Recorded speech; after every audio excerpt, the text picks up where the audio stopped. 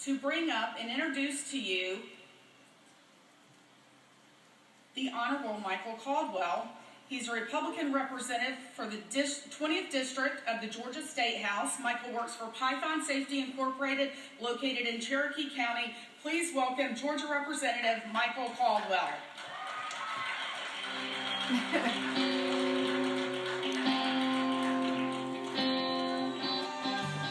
All right, thank you very much.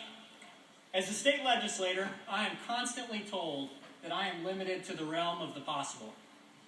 That I shouldn't concern myself with perfection or principle, that I should only concern myself with one thing, and that one thing is what can I conceivably, rationally accomplish from the floor of the House of Representatives.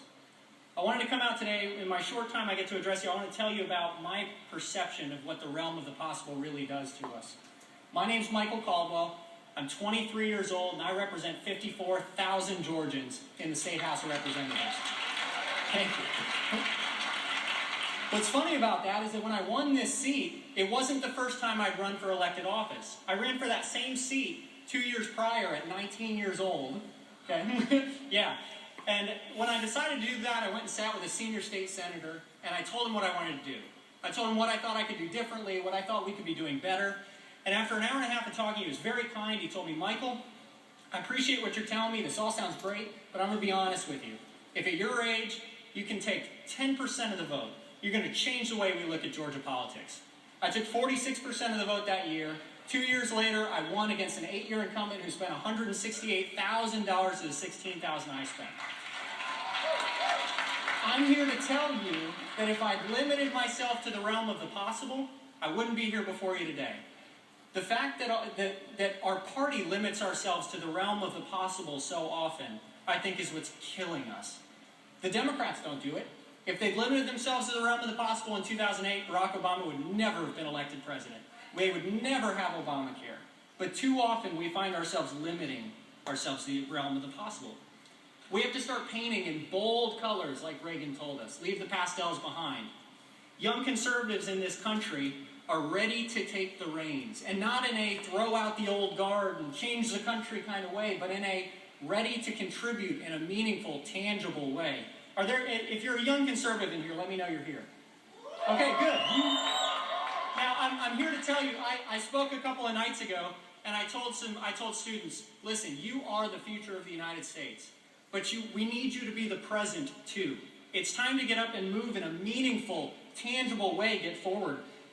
At 23 years old, you expect me to storm the stage and preach to you all, Twitter, Facebook, social media, it's the future, this is how we're going to change it. And yes, I use all those things.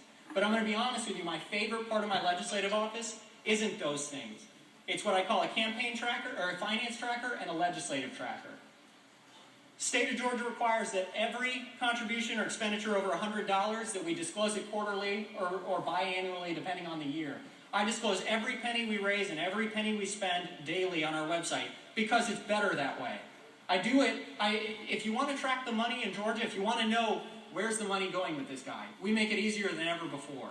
The state of Georgia also will tell you how I vote on every measure that comes to the floor, yes or no. What they don't tell you is why. So every single vote I make, I put on my legislative tracker on the website attached with a personal statement about why I voted the way I did. If you want to know the why behind a representative, if you want to know the why behind your representative, we make it easier than ever before to know that. I think conservatives in America are yearning for leaders right now who are willing to break out of the realm of the possible. We're yearning for leaders who are willing to stand on principle, not just on possibility, who are willing to stand up and say the Constitution is not for trade,